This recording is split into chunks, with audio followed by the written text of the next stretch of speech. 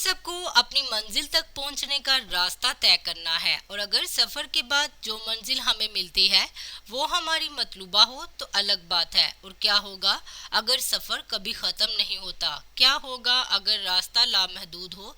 क्या होगा अगर आप इस रास्ते पर चल पड़े जो आपकी मौत की तरफ जाता है? हम ना खत्म होने वाली सड़क की तरफ चलते हैं।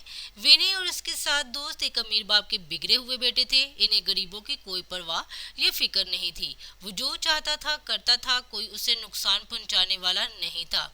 लेकिन कभी कभी ऊन पहाड़ से जरूर नीचे आ जाता है, कभी जल्दी कभी देर से।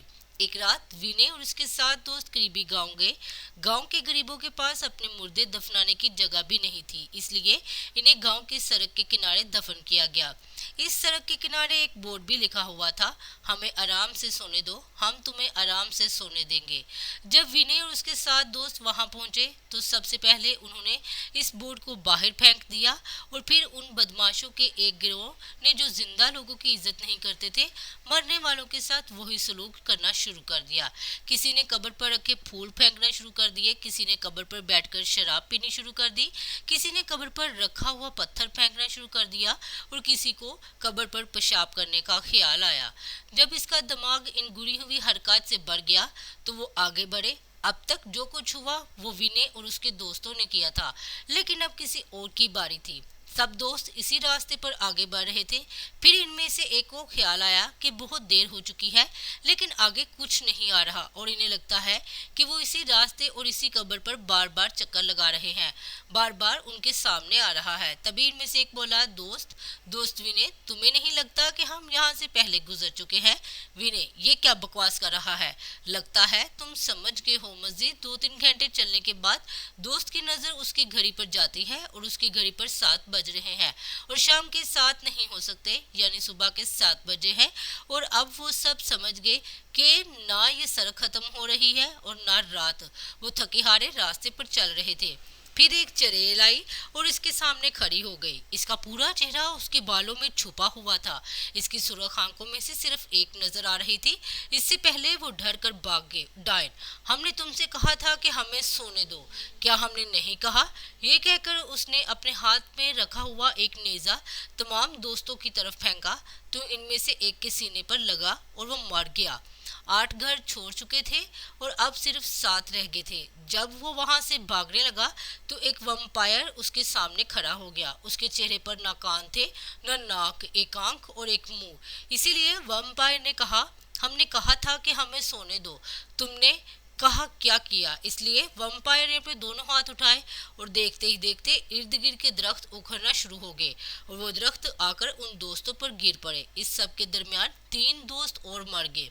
अब इनमें से सिर्फ 4 रह गए थे। चारों दोस्त फौरन वहां से भागने लगे। सब थके हुए थे और पीने को पानी नहीं था और रात खत्म होने का नाम नहीं ले रही थी और ना ही सफर खत्म होने का नाम ले रहा था।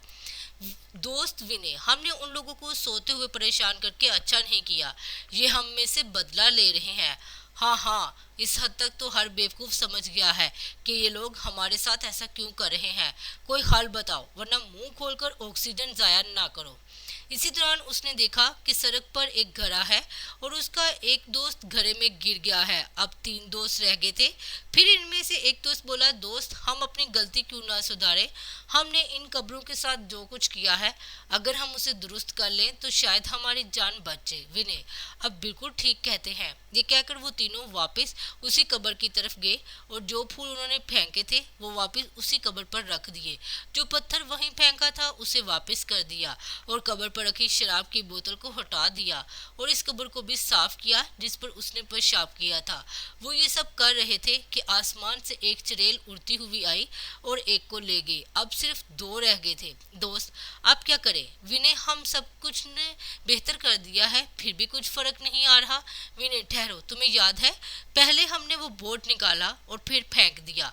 दोस्त, हाँ हाँ, तुम बिल्कुल ठीक कह रहे हो, चलो उसे ठीक करके वापस रख देते हैं। ये कहकर दोनों ने तख्ता लगाना शुरू कर दिया। फिर वही चुड़ैल और वम्पायर उनके सामने आए और उनकी तरफ बढ़ने लगे। ये देखकर दोनों ने तेज धार तख्ता उस पुरानी जगह पर दफन करना शुरू कर दिया और इससे पहले कि चुड़ैल और वैम्पायर उनके सामने पहुंच जाए उन्होंने पुरानी जगह पर अच्छी तरह बोर्ड लगा दिया और चुड़ैल और वैम्पायर दोनों गायब हो गए। और अब आस्ता आस्ता आसमान पर अंधेरा छटने लगा और सुबह होने लगी। बाकी दोनों दोस्त अपनी गाड़ी में बैठकर भाग गए। अब इन नींदों में कोई परेशानी नहीं करेगा।